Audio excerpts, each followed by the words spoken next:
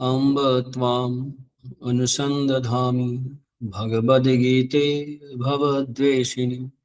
ओम नमो भगवते वासुदेवाय।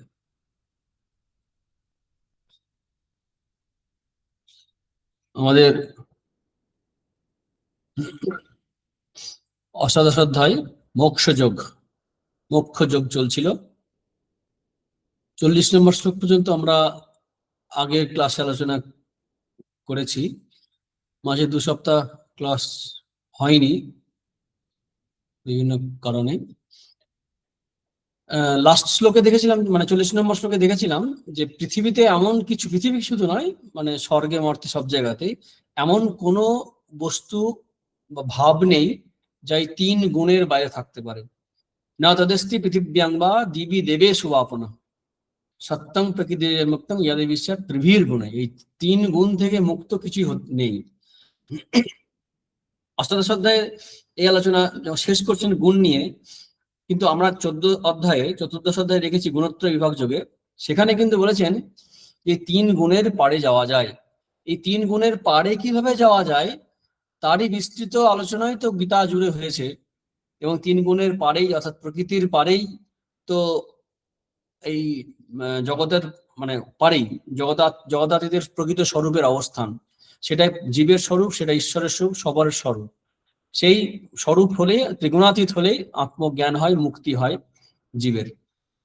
তো যখন এরকম পরিস্থিতি দাঁড়িয়ে যে সবই ত্রিগুণময়, আমরা দেখেছি এই অধ্যায়ে যে বুদ্ধি, ধৃতি, সুখ, কর্ম, কর্তা সব ত্রিগুণময়। 3 রকম, সাত্ত্বিক, রাজসিক, তামসিক, কর্তা, বুদ্ধি, সুখ আছে। এই 3 গুণ থেকে বেরিয়ে যাওয়ার কি উপায় নেই? উপায় আগেও বলেছেন, এখন আরো বিস্তৃত আকারে বলবেন। বলতে গেলে এটাই শেষ টপিক, যেটা নতুন একটা টপিক শুরু হচ্ছে, যে কিভাবে 3 গুণের বাইরে যাওয়া যায় সেটাই শ্রীকৃষ্ণ বলবেন। যে 3 গুণে বাইরে যাওয়ার জন্য এরকম নয় যে আলাদা কিছু করতে হবে, আমাদের মধ্যেই যে গুণগুলো আছে সেই গুণগুলোকেই চেঞ্জ করতে হবে। কিভাবে করতে হবে? না আপন আপন কর্মের দ্বারা করতে হবে। এখন প্রশ্ন হলো কার কি কর্ম কর্তব্য সেটা জানতে হবে। সেই অনুসারে আমরা কি অবস্থায় আছি জানতে হবে। জেনে তমগুণকে রজগুণে এবং রজগুণ থেকে সত্যগুণে উঠিয়ে আমাদের আস্তে আস্তে এই সবকিছুর পারে যেতে হবে। এই 3 গুণের আলোচনা 40 নম্বর শ্লোকে শেষ করলেও এই 3 গুণের পারে যাওয়ার যে উপায়, জ্ঞান, এমনকি নির্গুণা ভক্তি লাভ করার জন্য 3 গুণের পারে যেতে হবে। সেই প্রসঙ্গে উঠে গেছে যে কিভাবে ত্রিগুণাত্মক যে প্রকৃতি, মানে সমস্ত কর্ম, কাজ, ফল টল সবকিছু, তার বাইরে কিভাবে যাওয়া সম্ভব সেটাই শ্রীকৃষ্ণ বলবেন। যে নিজে নিজের অধিকার বিহিত যে কর্ম, তার দ্বারা ঈশ্বর আরাধনা করলে তার কৃপায় প্রাপ্ত যে জ্ঞান, তার দ্বারা মুক্তি লাভ হবে। এটাই টিকাকাররা বলছেন যে এইরূপ সর্বগীতার্থ সার সংগ্রহ করে দেখাবার জন্য ভগবান এই শ্লোক থেকে এই শ্লোকের শেষ পর্যন্ত বলা যেতে পারে গীতা ব্যাখ্যা করবেন।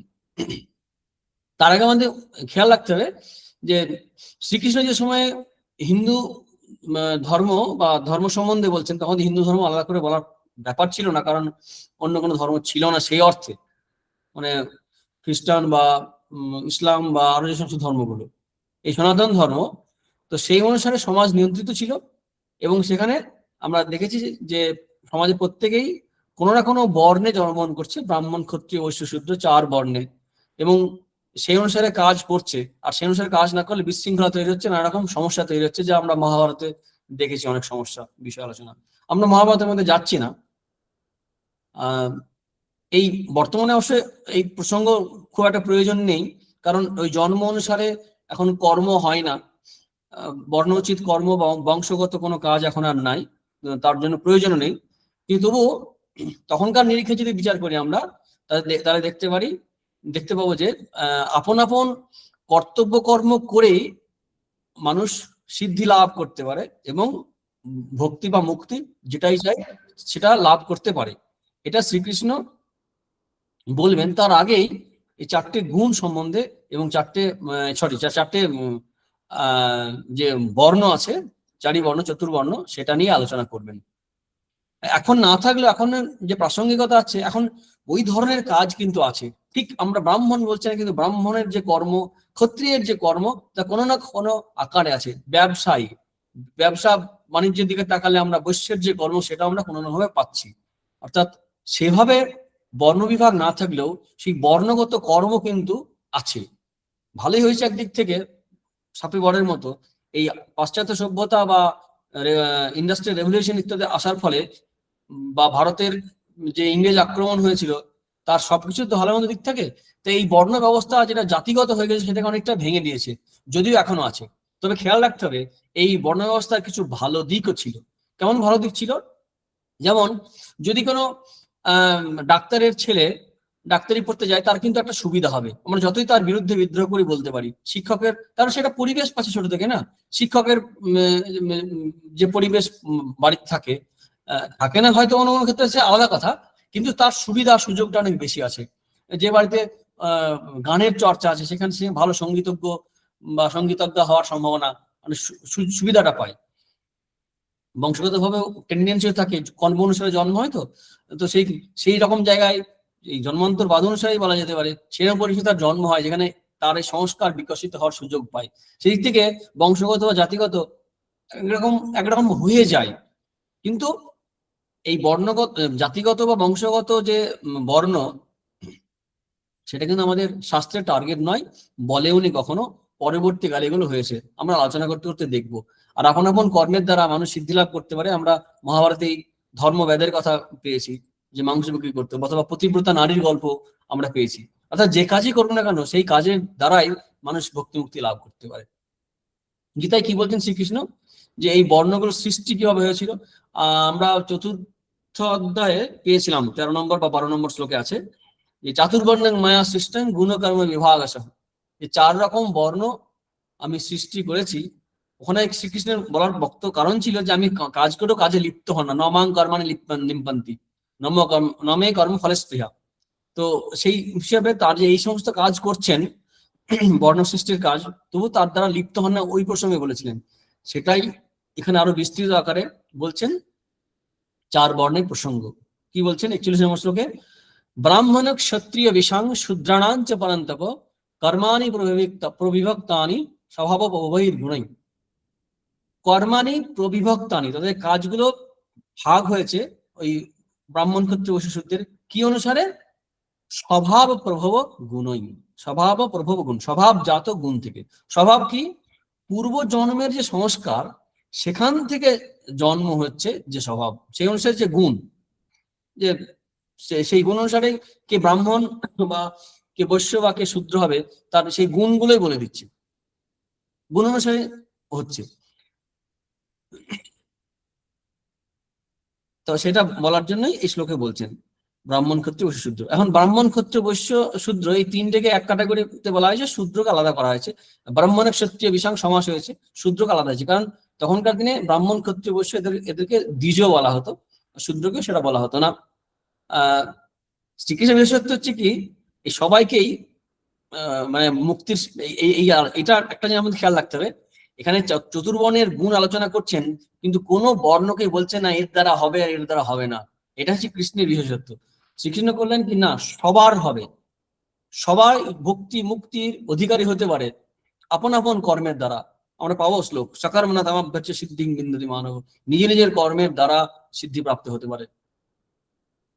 ব্রাহ্মণের কি গুণ থাকে সরাসরি এখানে বলছেন না, টিকাকাররা বলছেন ব্রাহ্মণ হচ্ছে সত্য গুণ প্রধান, সত্য ভাব আছে ব্রাহ্মণের মধ্যে, তার মধ্যে ব্রাহ্মণ ভাবটা থাকবে। ব্রাহ্মণের বিস্তৃত আলোচনা আবার করবেন পরের শ্লোকে।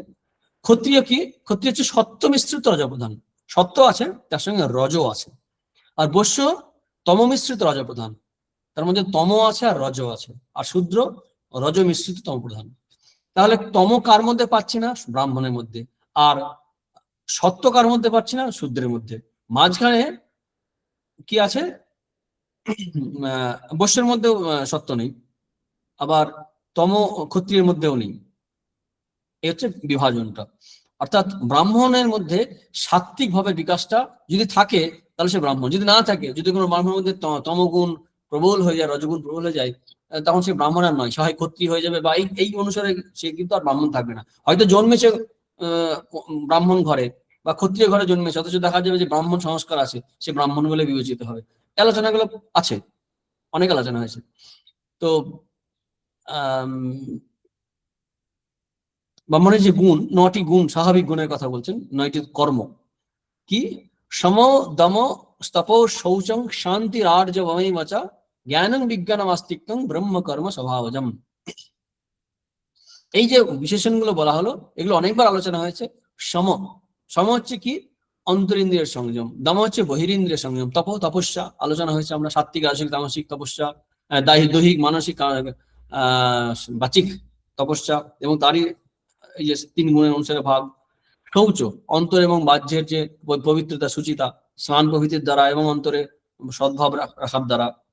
শান্তি, ক্ষমা, ক্ষমা একটা বড় গুণ ব্রাহ্মণ, সে ক্ষমা করবে, না সে ব্রাহ্মণ নয়। এই সুচিতা তার মধ্যে থাকবে। সরলতা হবে, ব্রাহ্মণ জটিল কুটিল হবে না।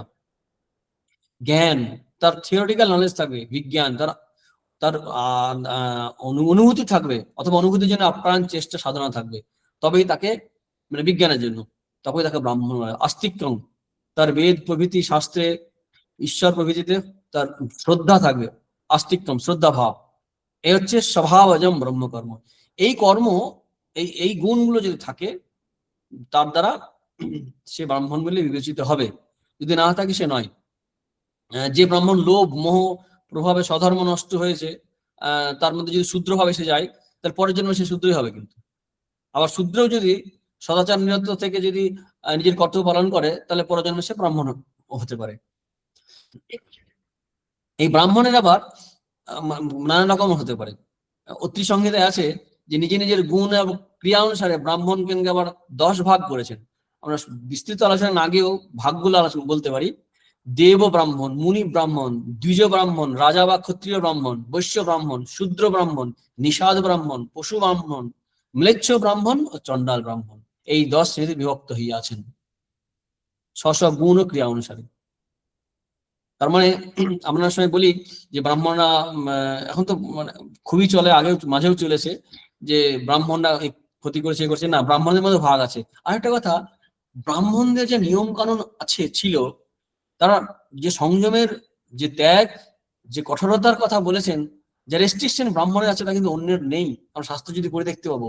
সমালোচনা করার আগে এটাও খেয়াল রাখতে হবে, হ্যাঁ, পরবর্তীকালে বংশ পরম্পরা হওয়ার ফলে ব্রাহ্মণ থেকে যে পৌরোহিত্য, প্রিস্ট ক্যাপ্ট যেটা বলা হয়, যেটা আমরা পাশ্চাত্য ইতিহাস এবং ভারতের ইতিহাসে আমরা পাই, যেটা নিয়ে খুব আন্দোলন হয়, বা আজকাল আজকের দিনে দাঁড়িয়ে সমালোচনা আমরা করি, মাথায় রাখতে হবে তাদের কিন্তু অনেক রেস্ট্রিকশন ছিল, এবং তারা ফলো করতেন যথাযথভাবে শাস্ত্র অনুসারে, শাস্ত্র অনুসারে জীবনযাপন করতেন। স্বামী বিবেকানন্দ যখন শ্রীরামকৃষ্ণের জীবনী আলোচনা করছিলেন, তখন তার পিতামাতা কিন্তু ব্রাহ্মণ সন্তান ছিলেন, তো তার সম্বন্ধে বলতে গিয়ে তার পিতামাতার যে ক্ষুদিরামের তার যে জীবনযাপন, সেটা প্রসঙ্গ বলতে গিয়ে বলছেন যে তাদের যে জীবনযাপন করতে হতো, কার ঘর, মানে কত রেস্ট্রিকশন, তাদের সব জীবিকা অর্জন করতে পারতো না, সেই নিয়ম কানুন, সেই কঠোরতার পজিটিভ দিকটা স্বামী বিবেকানন্দ আলোচনা করেছেন। তো ব্রাহ্মণ যদি ঠিক ঠিক ব্রাহ্মণ হন, তবেই তাকে সম্মান করা যাবে।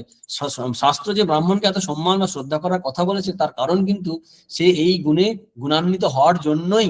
অটোমেটিক্যালি আমরা যদি হিমালয়ের সামনে দাঁড়াই, তখন আমাকে কি বলতে হবে যে বিস্মিত হয়ে যাও, শ্রদ্ধা সম্পন্ন হও? না, তার এই মহিয়ান অবস্থা দেখে অটোমেটিক শ্রদ্ধা আসবে আমার অন্তর থেকে। তেমনি ব্রাহ্মণের এই যে গুণ, আমি আরো আলোচনা করব, ইচ্ছা আছে। স্বামী বিবেকানন্দ, ভারতীয় বিবেকানন্দ যে লেকচার আছে, সেখান থেকে ব্রাহ্মণের যে আদর্শ, জাতির আদর্শ বলতে গিয়ে বলছেন কেন জাতির আদর্শ, টার্গেট এটাই।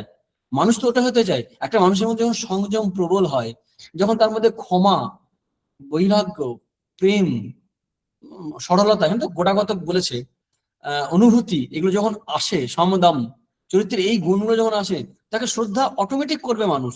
যদি না হয়, আর তার একটা কথা, তার দ্বারা কিন্তু সমাজের ক্ষতি হবে না কখনো, কারণ তার হৃদয়ে তো ওই ভাব নেই। ঠিক ঠিক ব্রাহ্মণ হয়, এই ব্রাহ্মণকে সম্মান করার কথা, শ্রদ্ধা করার কথা বলা হয়েছে, জাতিগত ভাবে নয়। তো জাতিগত বিরুদ্ধে বললেও এটাও মাথায় রাখতে হবে, আমরা বাস্তবেও দেখি, যতই বলি না কেন, ডাক্তার, মাস্টার, ব্রাহ্মণ প্রভৃতি, আমি পেশা এবং জাতীয় দুটো অনুসারেই বলছি, যে অমুকের ছেলে অমুক হতে পারে, হতে পারে না ঠিকই, কিন্তু হওয়ার সম্ভাবনা খুব বেশি থাকে। একটা ছোট ছেলে ব্রাহ্মণের ঘরে জন্মালে তার যে সংস্কার হয়, মানে সুচিতা, পবিত্রতা, গায়ত্রী মন্ত্র জপ থেকে শুরু করে, তার সম্ভাবনা, সুযোগ অনেক বেশি আছে। সেই কালচার পাচ্ছে একটা ফ্যামিলিতে, কিন্তু সেই কালচারটা অন্য জায়গায় পাওয়ার সম্ভাবনা তার অত্যন্ত কম। এটা কিন্তু মানতে হবে। হতেই পারে, কিন্তু এটা একটা সুবিধা আছে, সুযোগ আছে। না হতে পারে, সেটা তার দোষ তো। সুযোগ করা আছে, যেমন একটা স্কুলে একটা পরিবেশ দেওয়া আছে, তার মানে তো এই নয় সেই পরিবেশে সমস্ত ছাত্রই ভালো হবে। যেমন বিশ্বভারতী আছে, রামকৃষ্ণ মিশন আছে, ভারত সেবাশ্রম আছে, বিভিন্ন জায়গায় প্রতিষ্ঠানগুলো আছে, সেখানে ঢুকলেই কোনো ছাত্র বা ছাত্রী একদম সেরকম হয়ে যাবে ওই অনুষ্ঠানে, তা তো হবে না। পরিবেশটা পাচ্ছে, সে না হতে পারে, তার ত্রুটি, তার দোষ।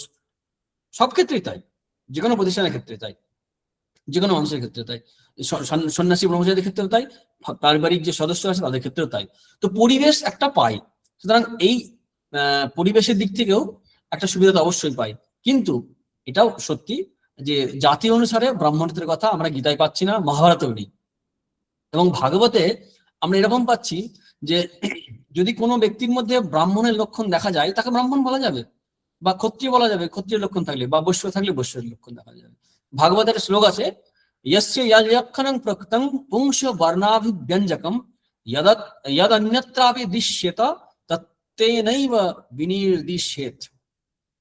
মানে যে পুরুষের বর্ণজ্ঞাপক যে লক্ষণ বলা হলো, যদি এছাড়াও অন্য বর্ণে, তদান্য বর্ণে যদি দেখা যায় সেই লক্ষণগুলো, তবে সেই ব্যক্তিকে সেই লক্ষণের জন্য সেই বর্ণ বলে নির্দেশ করবে।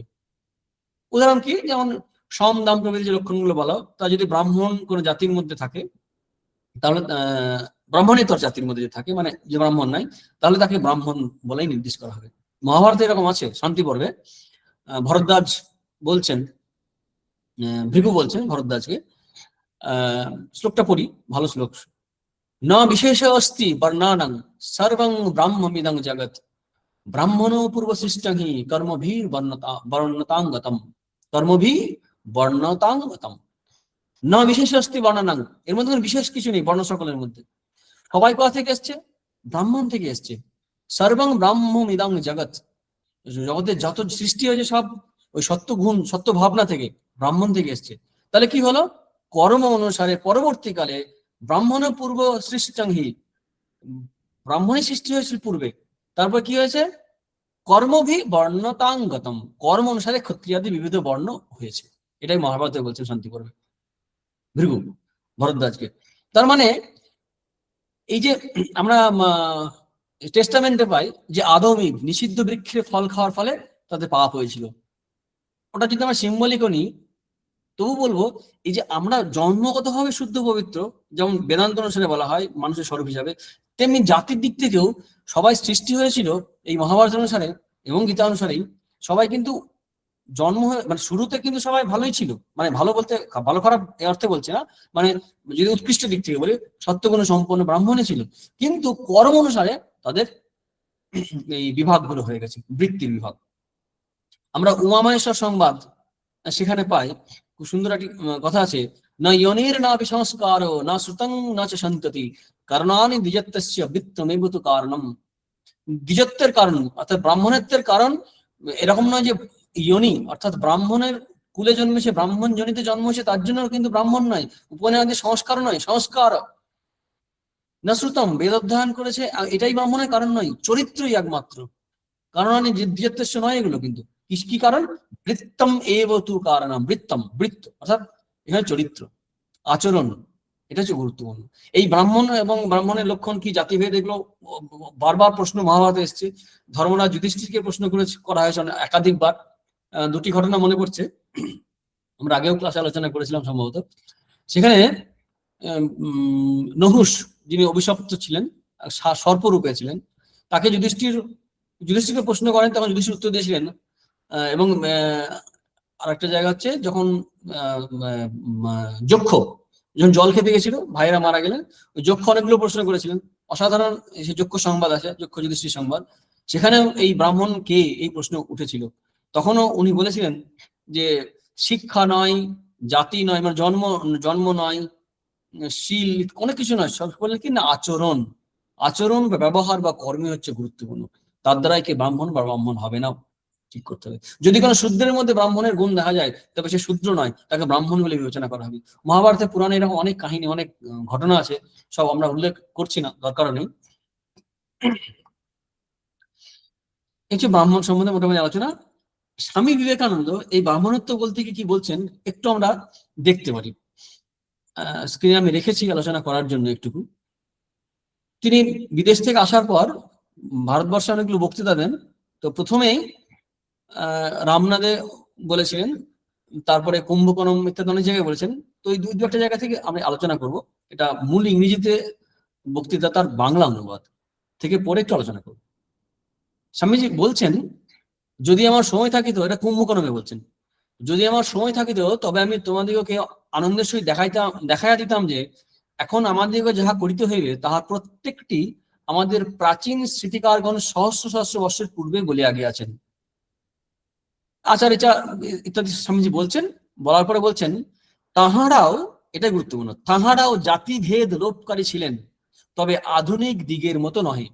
তারাও চেয়েছিলেন এই জাতির যে ভেদ তৈরি হয়েছে, যে কারণ হয়েছে, সেই কারণগুলোকে নষ্ট করতে, জাতিভেদ বিনাশ করতে চেয়েছিলেন, সেটা স্বামীজি বলছেন। তারপর বলছেন কি স্বামীজি, তাহারা জাতিভেদ রাহিত্য অর্থে বুঝিতেন না যে শহরের সব লোক মিলিয়া একত্র মদ্য মাংস আহার করুক, অথবা যত আহাম্মক ও পাগল মিলিয়া যখন যেখানে যাহাকে ইচ্ছা বিবাহ করুক, আর দেশটাকে একটা পাগলা গারদে পরিণত করুক। এরকম অনেক বলছেন।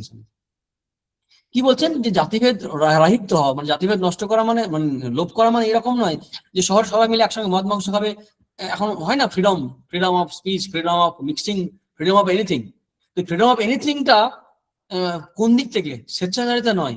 আমি সেটাই বলছেন যে তারা জাতিভেদ লোভ করা মানে এটা বুঝতেন না যে সবাই মিলে একসঙ্গে মদ মাংস খাবে, আর যত আহাম্মক পাগল মিলে যেখানে ইচ্ছা বিবাহ করবে। এখন তো ওসব নিয়ে আর কথা বলা খুব রিস্কি। তো এই স্বাধীনতার নামে কিন্তু মানে লেভেলিং ডাউন করে দেওয়া, মানুষের কালচার দিক থেকে ডিগ্রেড করে দেওয়া টার্গেট তাদের ছিল না, তাকে তোলার টার্গেট ছিল। অর্থাৎ আমরা যদি আজকের দিনে দাঁড়িয়ে বিচার করি যে ব্রাহ্মণের তো আদর্শ উঁচু আদর্শ, বাকিগুলো নিচু, তো সবাইকে নিচু করে দাও, তা না, তাদের টার্গেট ছিল সবাইকে উঁচু করা। স্বামীজি ওটাই বলছেন, ব্রাহ্মণই আমাদের পূর্বপুরুষগণের আদর্শ ছিলেন। আমাদের সকল শাস্ত্রেই এই ব্রাহ্মণের আদর্শ চরিত্র উজ্জ্বল বর্ণে চিত্রিত হইয়াছে। ইউরোপের শ্রেষ্ঠ ধর্মাচার্যগণ নিজেদের পূর্বপুরুষগণ যে সম্ভ্রান্ত বংশ ছিলেন তাহা প্রমাণ করিতে সহস্র মুদ্রা ব্যয় করিতেছেন, এবং যতক্ষণ না তাহারা প্রমাণ করিতে পারেন যে অতীকের সর্বস্ব লুণ্ঠনকারী পর্বত নিবাসী কোন ভয়ঙ্কর অত্যাচারী ব্যক্তি তাহাদের পূর্বপুরুষ ছিলেন, ততক্ষণ তারা কিছুতেই শান্তি পান না। তার মানে কি, পাশ্চাত্যে একটা বীর ভয়ঙ্কর দস্যু, মানে ক্ষত্রিয়ের ভাব আর কি। স্বামীজি খুব নেগেটিভ খোঁচা দিয়েই বলছেন যে ভয়ঙ্কর অত্যাচারী ব্যক্তি তাদের পূর্বপুরুষ ছিলেন, ততক্ষণ তারা শান্তি পায় না। তারা দেখাতে চায় তারা কোন জায়গা থেকে এসেছে, এরকম একজন মানে বংশের। জাস্ট স্বামীজি বলেননি, বলছি হয়তো হিটলারের বা নেপোলিয়নের বংশধর আমি, এর মধ্যে একটা গর্ব। যেমন আমরা বলি না আমরা মির্জাফরের বংশধর ইত্যাদি বলতেই পারি। তো বা রায়দণ্ডব, জগৎ শেঠ, উমিচাঁদ যারা ছিল এদের বংশধর গর্ব করতে পারি। এটা না, পজিটিভ দিকের সঙ্গে। রাবণের বংশধর বলে নয়, রামের বংশধর বলে গর্ব করা, এই যে অ্যাটিচিউডটা, এটা স্বামীজি বলছেন। অপরদিকে আবার ভারতের বড় বড় রাজবংশগণ প্রমাণ করতে চেষ্টা করেন কৌপিনধারে অরণ্যবাসী ফলমূল আহারী বেদধ্যায়ী কোনো প্রাচীন ঋষি হতে তাহাদের বংশের উৎপত্তি। আছে না আমাদের গোত্র যেগুলো বলা হয়, ভরদ্বাজ, কাশ্যপ, আলম্বায়ন, শাণ্ডিল্য, এই যে গোত্র বলে, আমাদের সবসময় গোত্র আছে কিন্তু হিন্দুদের। এই গোত্র মানে হচ্ছে আমরা কোনো ঋষির বংশধর। কেউ শূদ্র, ব্রাহ্মণ, ক্ষত্রিয়, বৈশ্য, যাই হোক না কেন, তারা প্রত্যেকে কিন্তু একটা গোত্র আছে। আজকাল এগুলো গুরুত্ব কম দেওয়া হয়, কিন্তু আছে এখনো। শ্রাদ্ধাদি পুণ্যকর্ম করতে গেলে, বিবাহাদি ক্ষেত্রেও এই গোত্র লাগে। এই গোত্র হচ্ছে কি, সবাই প্রমাণ করতে চায় যে আমি কোনো ঋষির বংশধর। সে ব্রাহ্মণ হোক আর ক্ষত্রিয় হোক আর কায়স্থ যেই হোক না কেন, সবাই কিন্তু এই ঋষির বংশধর। এই হচ্ছে ভারতীয় সংস্কৃতি, বলতে গেলে হিন্দু সংস্কৃতি। স্বামীজি এটাই বলছেন যে আমাদের যাত্রাভাবের আদর্শ অন্যান্য জাতি হতে সম্পূর্ণ পৃথক। আধ্যাত্মিক সাধন সম্পন্ন মহাত্মাকে ব্রাহ্মণই আমাদের আদর্শ। ব্রাহ্মণ আদর্শ বলতে আমি কি বুঝিয়েছি? স্বামীজি বলছেন, যাহাতে সাংসারিকতা একেবারেই নাই এবং প্রকৃত জ্ঞান প্রচুর পরিমাণে বিদ্যমান, তাহাই আদর্শ ব্রাহ্মণত্ব, ইহাই হিন্দু জাতির আদর্শ। তোমরা কি শোনো নাই যে শাস্ত্রে লিখিত আছে ব্রাহ্মণের পক্ষে কোনো বিধিনিষেধ নাই, তিনি রাজার শাসনাধীন নহেন, তাহার মৃত্যুদণ্ড নাই। একথা সম্পূর্ণ সত্য। এটা শুনে আমাদের মনে হতে পারে এটা আবার কি বলছেন স্বামীজি বিবেকানন্দ, যে এটাকে সমর্থন করছেন, ব্রাহ্মণের পক্ষে বিধিনিষেধ নেই, মৃত্যুদণ্ড নয়, যদি ভুল করে মৃত্যুদণ্ড নেই। মনে রাখতে হবে স্বামীজি কেন বলছেন, তার ব্যাখ্যা পরে দিচ্ছেন, যে তাকে মৃত্যুদণ্ড দেওয়ার প্রয়োজনই হবে না এই অর্থে নেই, কারণ ধরে নেওয়া হয়েছে যে তার ব্রাহ্মণত্ব এমন জায়গায় থাকবে তার দ্বারা ভুল কাজ হবেই না, সেই জন্য তার বিধিনিষেধ থাকবে না। ত্রৈগুণ্যপথি বিচারতাং কো বিধি ক নিশ্চয়ই গণ্য পথে বিচারতাম কো বিধি কো নিষেধ, যে ত্রিগুণের পারে যাদের অবস্থান তাদের বিধি নিষেধ থাকবে না, যেটা শঙ্করাচার্য বলছেন। তারপর বলছেন কি, স্বার্থপর অজ্ঞ ব্যক্তিগণ যেভাবে ব্যাখ্যা করিয়াছে অবশ্যই সেভাবে বুঝিও না, প্রকৃত মৌলিক বৈদান্তিক ভাবে ইহা বুঝিবার চেষ্টা করো। যদি ব্রাহ্মণ বলিতে এমন ব্যক্তিকে বুঝায় যে স্বার্থপরতা একেবারেই বিসর্জনে আছেন, যাহার জীবন জ্ঞান ও প্রেম লাভ করিতে এবং উহার বিস্তার করিতে নিযুক্ত, কেবল এইরূপ ব্রাহ্মণ ও সৎ স্বভাব ধর্মপরায়ণ নরনারী দ্বারা যে দেশ অধ্যুষিত, সে জাতি ও সে দেশ যে সর্বপ্রকার বিধিনিষেধে অতীত হইবে, ইহা তার আশ্চর্য কি? দরকার নেই বিধিনিষেধ তাদের জন্য। তাদের শাসনের জন্য আর সৈন্য সামন্ত পুলিশ প্রভৃতি কি প্রয়োজন? তাহাদেরকে শাসন করিবারই বা কি প্রয়োজন? তাহাদের কোন প্রকার শাসনত্রের অধীনে বাস করিবারই কি প্রয়োজন? উচ্চ সমাজ যখন হবে, সত্যি তো পুলিশ তো লাগবে না, কারণ চুরি করবে না কেউ কাউকে। যখন আমরা যে রামরাজ্যের কথা বলি, আমরা উচ্চ সমাজের কথা আমরা কল্পনা করি, যেটা ইউটোপিয়াতে আমরা পেয়েছিলাম পলিটিক্যাল সায়েন্সের যে থিওরি গুলো আছে, সেখানে কি না কোন চোর থাকবে না, কোনো শাস্তির ব্যবস্থা থাকবে না, থাকার দরকার হবে না, কারণ মানুষ সবসময় সত্য যুগের যে ছবি আমরা পাই, সেখানে চুরিদারি হবে না, অন্যায় অত্যাচার ব্যভিচার অত্যাচার নির্যাতন কোন রকমের থাকবে না। তো সেখানে তো শাসন ব্যবস্থার প্রয়োজন নেই, সেখানে পুলিশের খাতে তো ব্যয় করতে হবে অনেক টাকা। স্বামীজি বলছেন, তাহারা সাধু প্রকৃতি মহাত্মা, তাহারা ঈশ্বরের অন্তরঙ্গ স্বরূপ। আর আমরা শাস্ত্রে দেখিতে পাই সত্য যুগে একমাত্র এই ব্রাহ্মণ জাতি ছিলেন। আমরা মহাভারত পাঠ করি, প্রথমে পৃথিবীর সকলেই ব্রাহ্মণ ছিলেন, যেটা আমরা একটু আগে আলোচনা করলাম। ক্রমে যতই তাহাদের অবনতি হইতে লাগিল, ততই তাহারা বিভিন্ন জাতিতে বিভক্ত হইলেন, এটা স্বামীজি বলছেন। তারপরে কিছুটা ছেড়ে পড়ছি। তারপর বলছেন, উচ্চ বর্ণকে নিম্ন করিয়া আহার বিহারে যথেচ্ছাচার অবলম্বন করিয়া কিঞ্চিত ভোগ সুখের জন্য স্ব বর্ণাশ্রমে মর্যাদা লঙ্ঘন করিয়া জাতিভেদ সমস্যা মীমাংসা হইবে না। তাহলে কিভাবে হবে? স্বামীজি বলছেন, আমাদের মধ্যে প্রত্যেকেই যদি বৈদান্তিক ধর্মের নির্দেশ পালন করে, প্রত্যেকে যদি ধার্মিক হইবার চেষ্টা করে, প্রত্যেকে যদি আদর্শ ব্রাহ্মণ হয়, তবেই এই জাতিভেদ সমস্যার সমাধান হইবে। তোমরা আর্য অনার্য ঋষি ব্রাহ্মণ অথবা অতি নীচ অন্তজ জাতি যাহাই হও, ভারতবর্ষের সকলের প্রতি তোমাদের পূর্বপুরুষগণের এক মহান আদেশ রহিয়াছে। তোমাদের সকলের প্রতি সেই এক আদেশ, সে আদেশ এই, চুপ করিয়া বসে থাকলে চলিবে না, ক্রমাগত উন্নতির চেষ্টা করতে হইবে। উচ্চতম জাতি হইতে নিম্নতম পারিয়া চণ্ডাল পর্যন্ত সকলকে আদর্শ ব্রাহ্মণ হইবার চেষ্টা করতে হইবে। বেদান্তের এই আদর্শ শুধু ভারততেই খাটিবে তাহা নয়, সমগ্র পৃথিবীকে এই আদর্শ অনুযায়ী গঠন করিবার চেষ্টা করতে হইবে। আমাদের জাতিভেদের ইহাই লক্ষ্য। এই ঋষির যে দৃষ্টিভঙ্গি আরেকজন ঋষি বুঝতে পারে। বিবেকানন্দ যে আধুনিক ঋষি, তিনি ঠিক ঠিক ধরতে পেরেছেন। জন্মগতভাবে যদি বলি, স্বামী বিবেকানন্দ নিজে ব্রাহ্মণ ছিলেন না, যদিও তিনি শ্রীরামকৃষ্ণ গদাধর চট্টোপাধ্যায় সেই ব্রাহ্মণের পদতলে শিক্ষা গ্রহণ করেছেন, কিন্তু এই জাতিভেদের রহস্য তিনি বুঝতে পেরেছেন। তিনি ব্রাহ্মণদের বিরুদ্ধে, পৌরোহিত্যের বিরুদ্ধে বিশেষ করে অনেক বলেছেন, কিন্তু ঠিক আদর্শ কি সেটা বুঝতে পেরেছেন। সেটাই ভারতবর্ষের বিভিন্ন জায়গায় উনি তুলে ধরেছেন, যেটা আমরা আজকের ক্লাসে ইচ্ছা হয়েছে আলোচনা করি।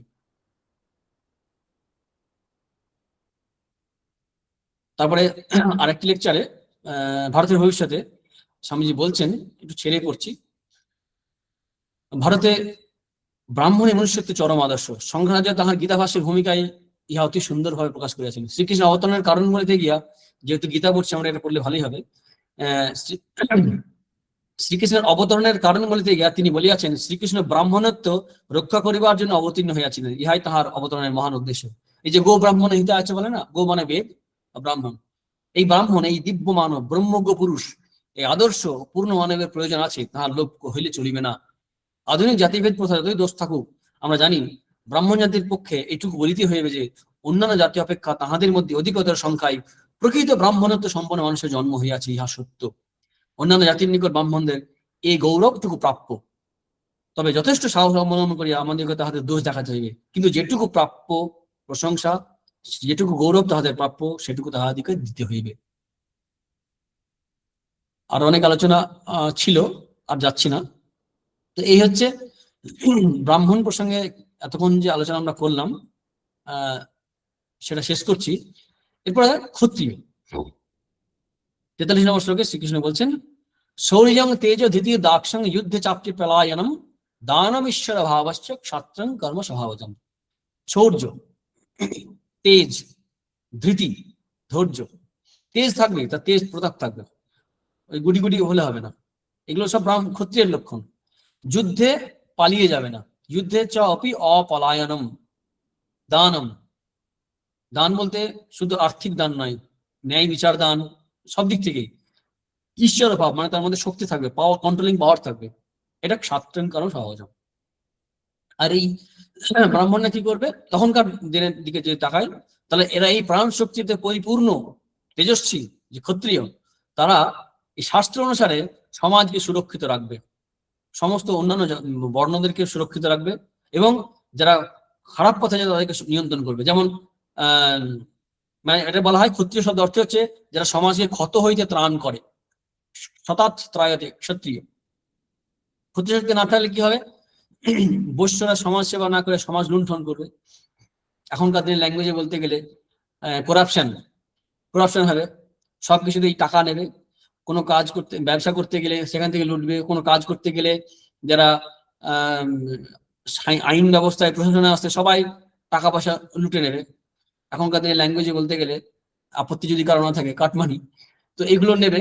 সমাজকে এই শাসনে বা নিয়ন্ত্রণে রাখার জন্য এই ক্ষত্রিয় শক্তির প্রয়োজন আছে, এবং এই ক্ষত্রিয় শক্তি চালিত হবে কিন্তু এই ঠিক ঠিক ব্রাহ্মণ যারা, তাদের দ্বারা তারা পরামর্শ দেবে, এবং আমাদের শাস্ত্র আছে গাইডলাইন সেই অনুসারে। এখনকার দিনে বলতে গেলে ইন্ডিয়ান পেনাল কোড আছে, সংবিধান আছে, দেশের আইন আছে, এই অনুসারে সে অনুসারে দেবে। এরা যদি যদি যদি পাওয়ারফুল না থাকে তাহলে কি হবে, সমাজে বিশৃঙ্খলা সূত্রপাত হবে, এবং চোর ডাকাত এরা বেড়ে যাবে, ভদ্রবেশী হোক আর অভদ্রবেশী হোক, তাহলে সমাজে 12টা বাজবে। যেটা ওই যখন ঐতিহাসিক থেকে বলতে গেলে, যখন ভারতবর্ষে মুসলমান আক্রমণ হয়েছিল, পরবর্তীকালে ইংরেজ আক্রমণ হয়েছিল, দেখতে পাবেন ওই সময় আমরা দেখতে পাই যে চোর ডাকাতের কিরকম প্রবল প্রভাব পড়েছিল, কারণ তখন ক্ষত্রিয় সমাজ খুব ডিস্টার্ব হয়ে গেছিল। যাই হোক, ঐতিহাসিক প্রসঙ্গে আর যাওয়ার দরকার নেই। তো এটা হচ্ছে ক্ষত্রিয় স্বাভাবিক কর্ম।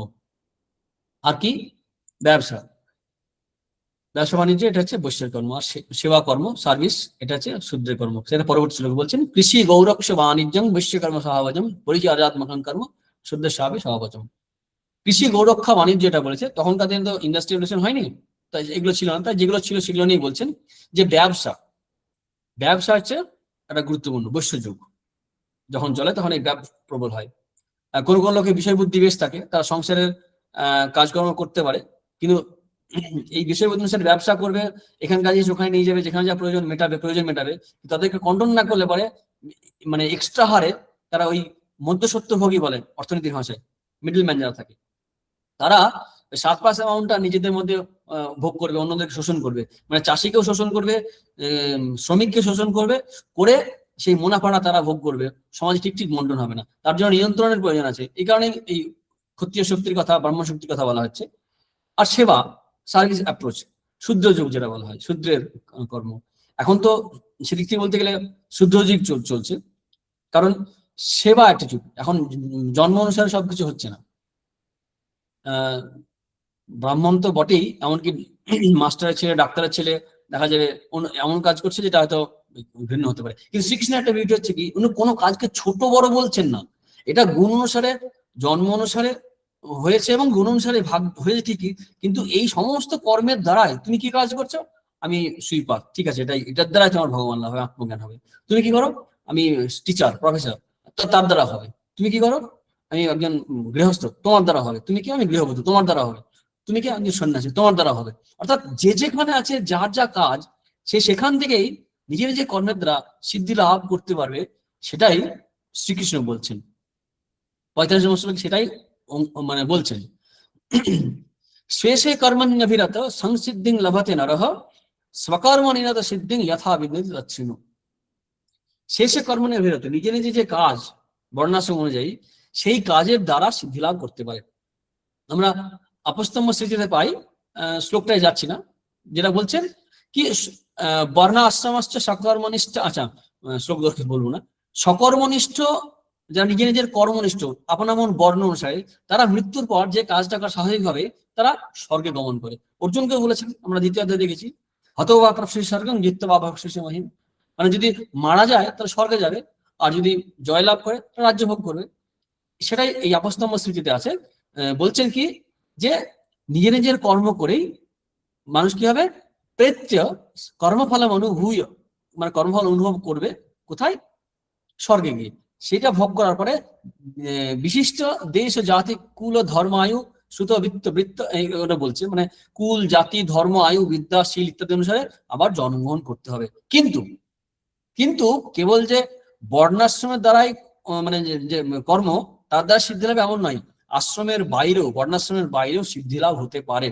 আর জনার্য স্ত্রী পুরুষ বলেছি আগে, সবার হতে পারে।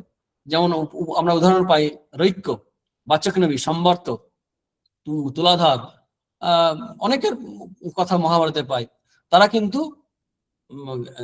সিদ্ধি লাভ করেছে, জ্ঞান লাভ করেছে আপন আপন কর্মের দ্বারা। আর একটা কিছু আছে কমন কর্ম আছে, আমরা মনুসংহিতায় পাই ধর্মের লক্ষণ 10টা ধর্মের লক্ষণ বলছেন, খুব সুন্দর, এটা অনেকেই বলে আলোচনা করে। ধৃতি, ক্ষমা, দম, অস্তেয়ং, শৌচম, ইন্দ্রিয় নিগ্রহ, ধীর, বিদ্যা, সত্যমাক্রোধ, দশকং ধর্ম লক্ষণম।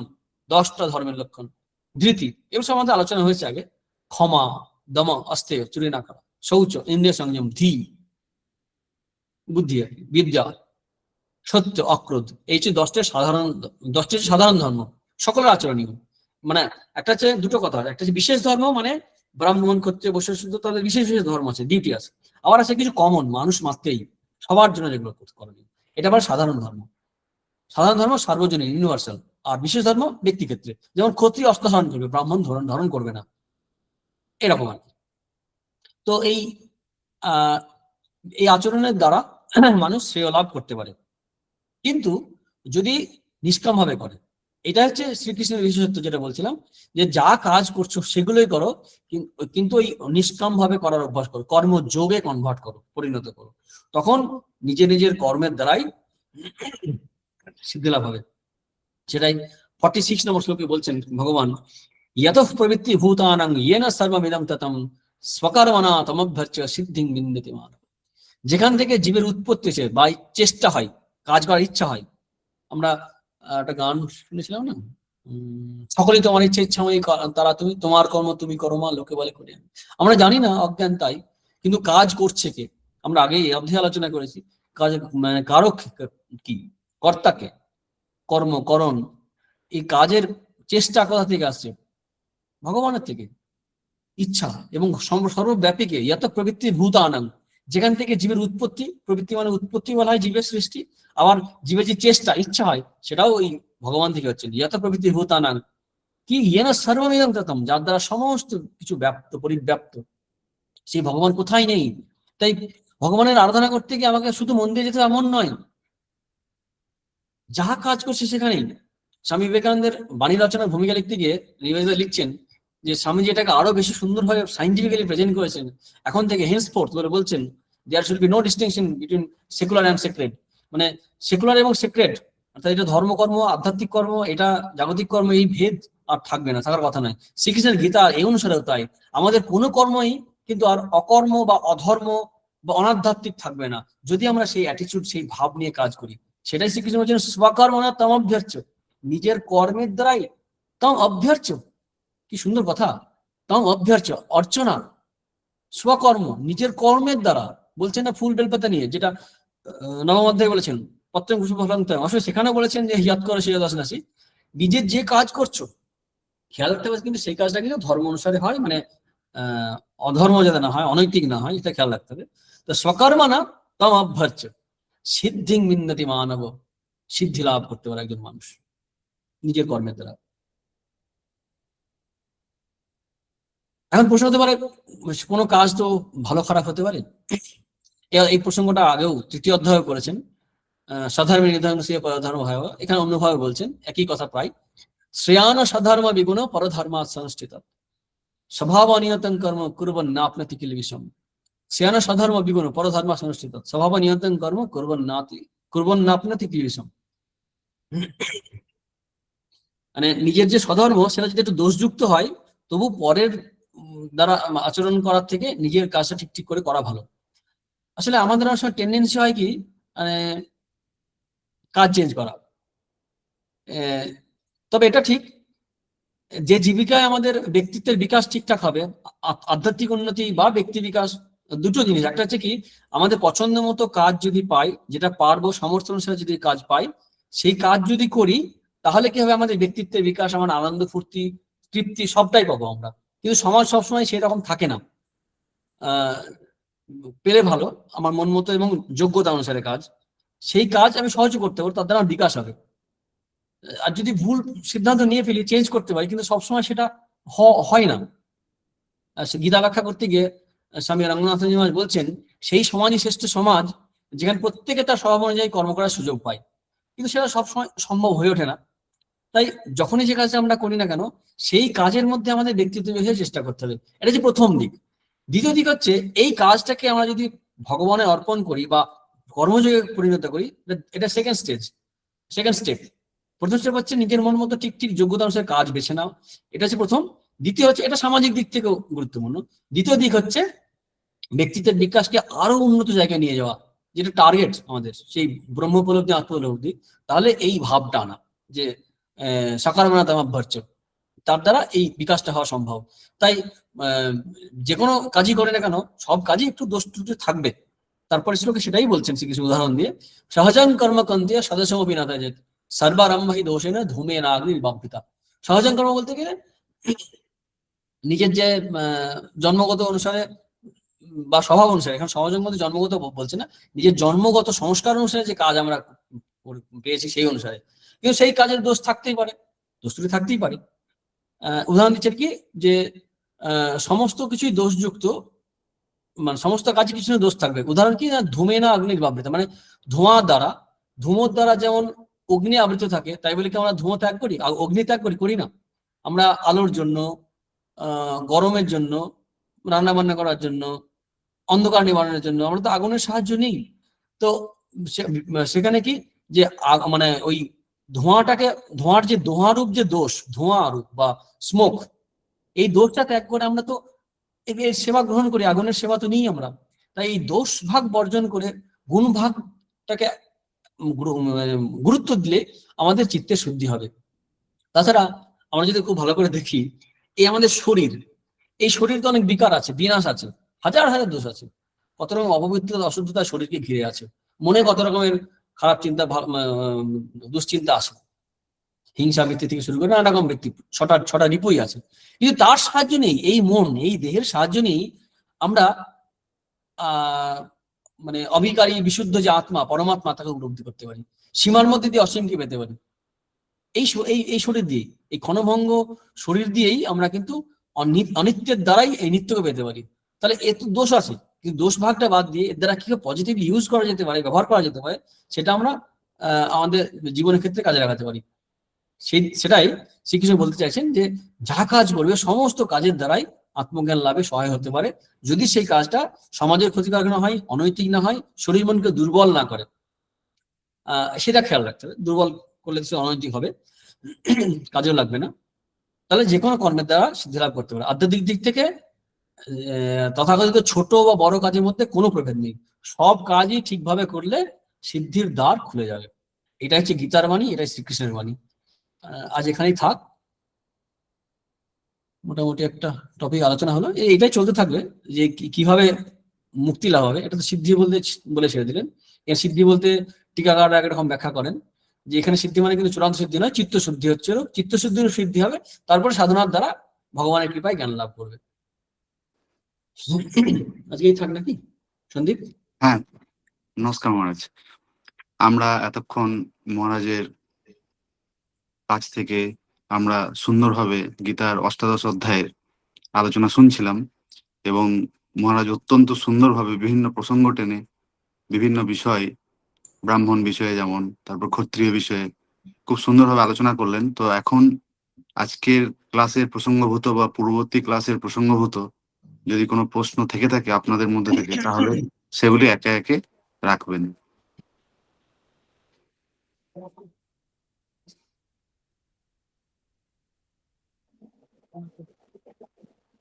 প্রণাম মহারাজ। হ্যাঁ স্বপন বলো। হ্যাঁ মহারাজ। মহারাজ, আমার ওই যে আজকে যেখানে ক্লাস শুরু হলো 41 নম্বর শ্লোকে, কত? ব্রাহ্মণ ক্ষত্রিয় বিষাম শূদ্রা নাম চ পরম তপ। হ্যাঁ হ্যাঁ হ্যাঁ।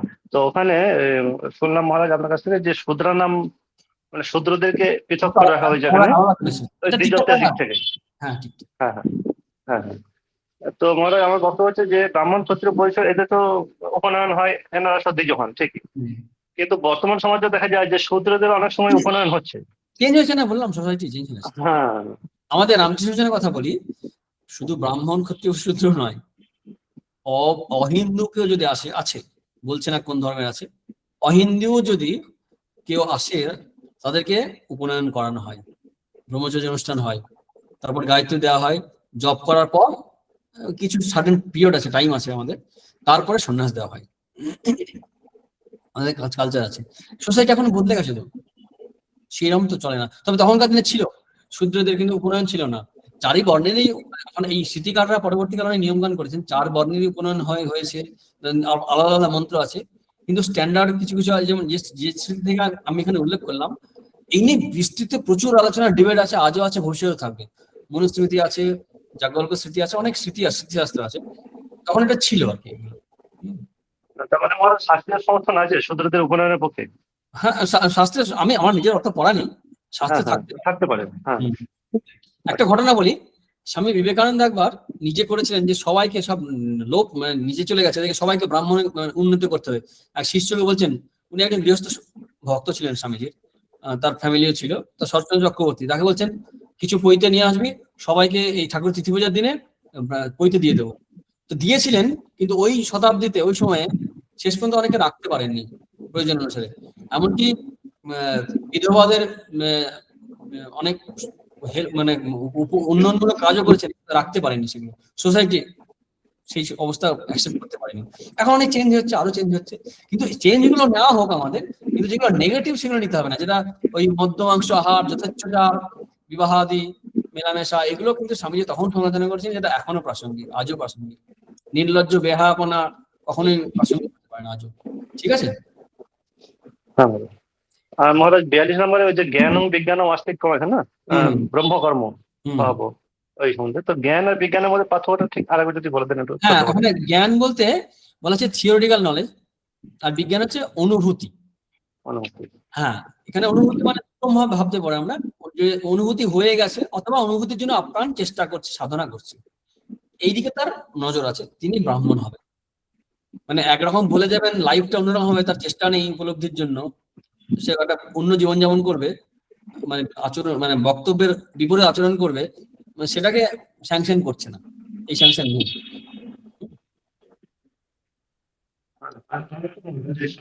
শ্লোকে শ্রেয়ান স্বধর্ম বিগুণ পরধর্ম সনুষ্ঠিতাৎ, এটা নিয়ে মহারাজ অনেক রকমের অবব্যাখ্যা হয়। আলোচনা হয়েছে, 3য় অধ্যায়ে আলোচনা হয়েছিল যে দেখা যাবে কি, আমি বলেছিলাম উদাহরণ দিকে, কেমিস্ট্রি পড়তে পড়তে হিস্ট্রি ভালো লাগছে, হিস্ট্রি পড়তে কেমিস্ট্রি ভালো লাগছে।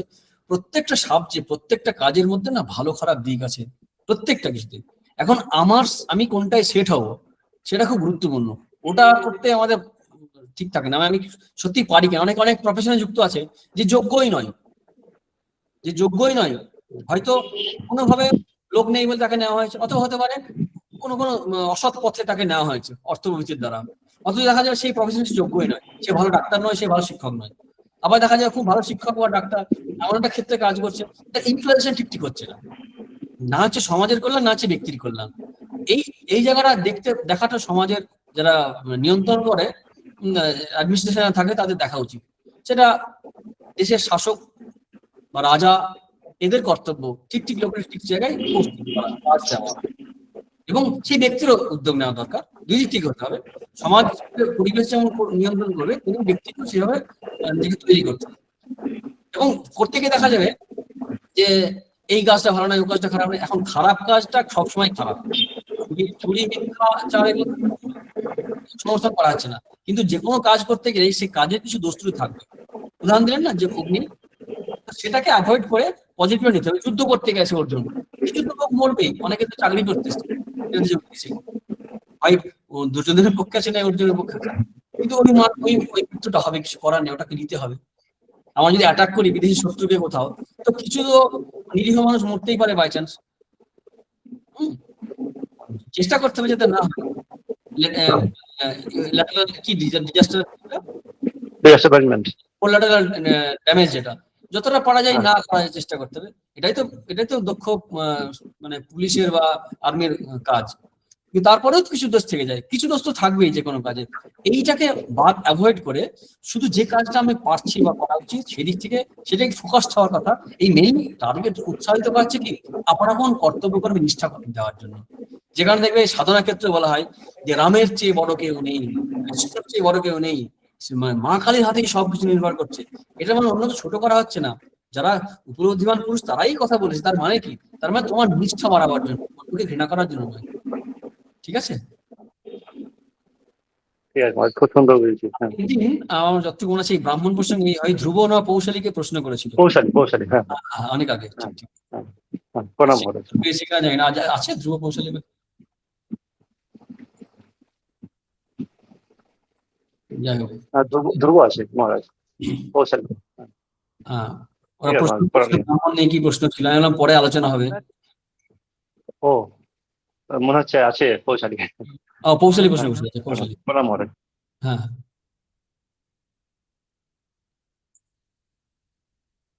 মহারাজ আমি একবার বেরিয়ে গেছিলাম, ও ফোন তুমি এসেছিল। তুমি প্রশ্ন করেছিলে না ব্রাহ্মণের তো নিয়ে একবার? হ্যাঁ মহারাজ, আমি বলেছিলাম যে দানটা কতটা প্রাসঙ্গিক এখন ব্রাহ্মণদের জন্য। হ্যাঁ। এখন কি হয় একটা কথা বলি, এই উত্তরটা এখন পরিষ্কার নাও থাকতে পারে। দেখো, একটা হচ্ছে কি শ্রীরামকৃষ্ণের ভাষায় বলি ভেকের মর্যাদা দিতে হয়। ভেকের মানে হচ্ছে ওই যে যেমন ধরো গেরুয়া পরে আছে আমি, এখন সন্ন্যাস পুলিশে যেমন পুলিশকে পুলিশের সম্মান দিতে হবে, মুখ্যমন্ত্রীকে মুখ্যমন্ত্রী সম্মান দিতে হবে। এটা একটা দিক আছে সম্মান দেওয়া, পোশাকের, ভেকের, শিক্ষকের, সে ভালো শিক্ষক খারাপ শিক্ষক পরের কথা, জাজ। কিন্তু এটা হচ্ছে একটা আনুষ্ঠানিক দিক, টেকনিক্যাল দিক। তো ব্রাহ্মণের যে দান তুমি কতটুকু দেবে দেবে না সেটা কিন্তু দিতে হবে। খুব ভালো যদি সেরকম সৎ ব্রাহ্মণ পাওয়া যায়, না হলে শাস্ত্রবিধি অনুসারে যেগুলো কর্তব্য আছে তার মধ্যে দান করে অসুবিধা কিছু নেই। দেবে আর কতটুকু, আমরা কতটুকু আর দিই, সামান্য হয়তো একবেলা হয়তো খাওয়া, হয়তো করার টাকা দিচ্ছি, ওটুকু অসুবিধা কোথায়? একটু বেশি বেশি দিলেই হলো, অসুবিধা নেই। এই আচারটা থাকলে কি হয়, এটা আসলে কি হয় জানো, একটু একটু করে বাদ দিতে দিতে না এমন হয়ে যায় আমরা সব আচারই বাদ দিয়ে দিই। কোনো লোকই ঠিক নেই, দেখা যাবে কেউ ঠিক নয়, তাহলে বাবা মাকেও প্রণাম করবো না, শিক্ষকদেরও প্রণাম করবো না, এমন দাঁড়াবে একটা দিন যে কেউ তো ভালো নেই, তাহলে সবার শুধু সমালোচনা করে যাচ্ছি, নিজের মধ্যে একটা তৃপ্তি আসবে না। এবং এইভাবে সবাই সবার দোষ দেখতে শুরু করলে পরে স্টেবিলিটি আসবে না। একটু বেছে অবশ্যই দিতে হবে, কিন্তু যদি বলো কোন ব্রাহ্মণকে দেবো, যে ব্রাহ্মণের বর্ণনা দেওয়া হলো সে যদি পাও বা যদি আমরা পাই, সেটা করতে পারলে তো সোনাই সোহাগা, উত্তম, তাদেরকে দিতেই পারি। কিন্তু অনেক সময় নিয়ম রক্ষার জন্য করতে হয়, এটা বাদ দেওয়া যেতেই পারে, কেউ বলতে পারে, কিন্তু বাদ দিলে কি হবে, একটা একটা করে যখন বাদ দেবে না দেখবে সব বাদ পড়ে যাচ্ছে। এই স্নান করে কি হবে, স্নান না করে তো হয়, মন নিয়ে কথা, স্নান করবো না আমি, মনেই তো আমি ভগবানের নাম করতে পারি। দেখা যায় একটা সময় এমন আসবে যে মন আর সেও থাকছে না, কারণ শরীরের দ্বারা অনেক সময় আমাদের মন প্রভাবিত হয়। আমাদের শরীর যদি খারাপ কাজে লিপ্ত থাকে মন সেদিকে চলে যায়। তাই কিছু নিয়ম, কিছু শৃঙ্খলার জন্য প্রয়োজন আছে, এবং কতটুকু প্রয়োজন আছে সেটা আমাদের সমাজ, পরিবেশ, পরিস্থিতি কি অবস্থা আছে সেই দেখে আমাদের সিদ্ধান্ত নিতে হবে। ঠিক আছে? হ্যাঁ মহারাজ, ঠিক আছে মহারাজ, প্রণাম মহারাজ।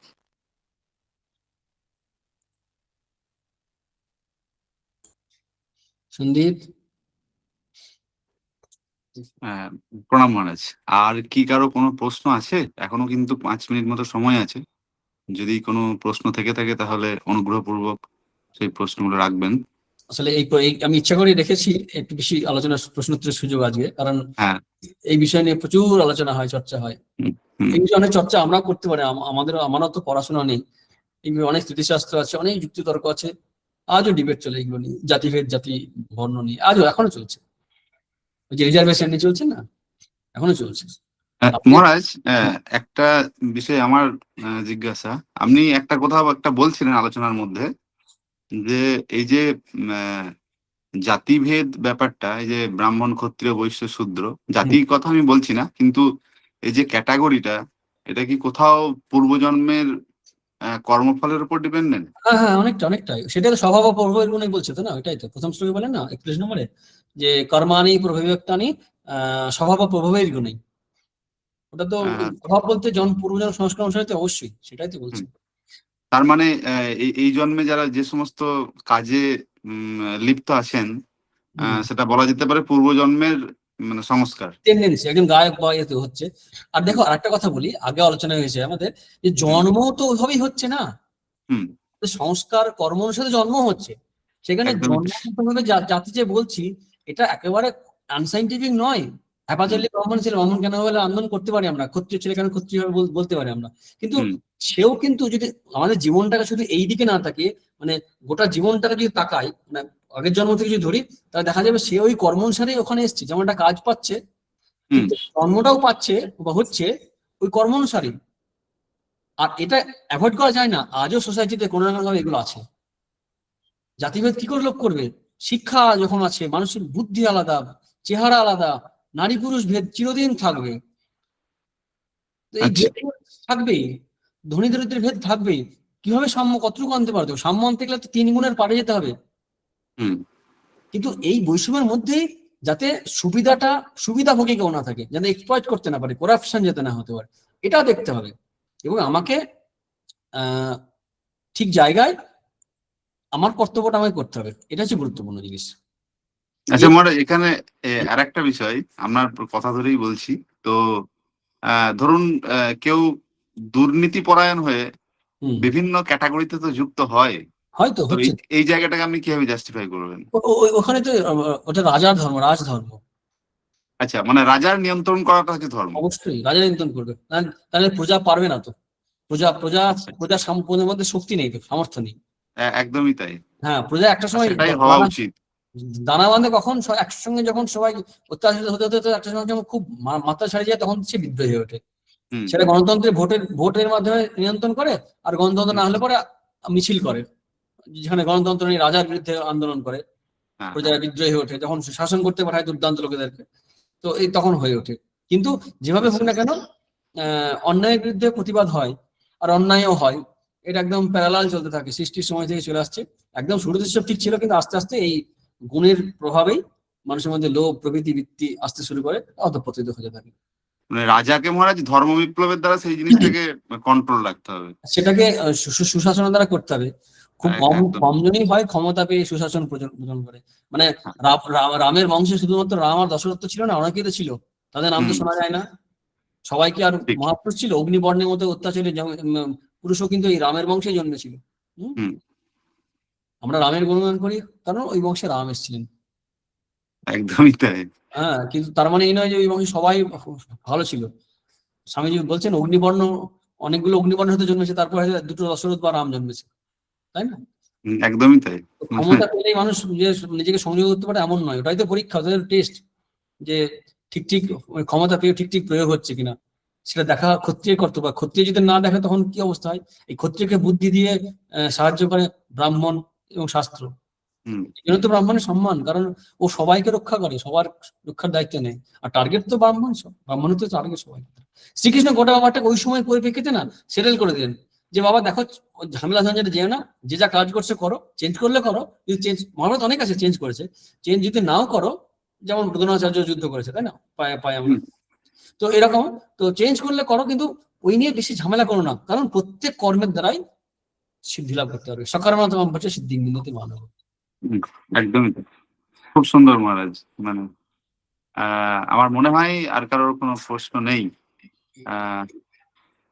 তো আমরা মহারাজের কাছে খুব সুন্দরভাবে প্রশ্নের উত্তরগুলো পেলাম, এবং মহারাজ খুব সুন্দরভাবে বিষয়গুলোকে আলোচনা করলেন, এবং এত সুন্দর বিষয় তো আরো শুনতে ইচ্ছা করছিল।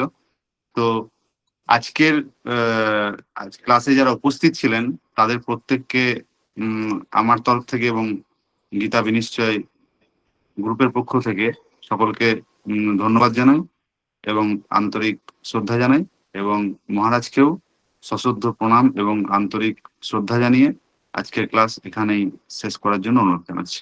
প্রণাম। ওম শান্তি শান্তি শান্তি। হরি ওম তৎসৎ। শ্রীকৃষ্ণার্পণমস্তু।